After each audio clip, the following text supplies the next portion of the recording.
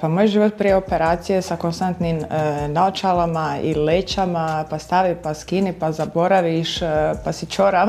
Jako to je bila jedna prava avantura. Dioptrija je bila minus 1,25, minus 1,5 i astigmatizam minus 1,5 i minus 2. Pa iskustvo sa operacijom, moram priznati da mi je stvarno bilo jako dobro. Ja sam mislila da će to i duže trajati, da će to, kako se zove, cijeli taj proces biti onako i kompliciraniji, ali zapravo kad je sve krenulo i operacija koja je trajala, mislim, nekih 6-7 minuta, jako kratko. To baš mi je to ono sve ovako prošlo, gotovo i išla sam kući. S kim god sam je došla u kontakt, svi su ekstremno ljubazni i uslužni, ali najviše gdje vidim promjenu mi je noćna vožnja. Ta noćna vožnja mi je uvijek bila problem, pogotovo zbog toga astigmatizma, ali sad više ni toga nema, znači stvarno je divota. Ili ti isto more, kupanje, ne moraš paziti, vaditi leće, pa ne smiješ gledati u moru, nego samo ideš i živiš. Ogromne preporuke za polikliniku Bilić Vision i za uklanjanje dioptrije.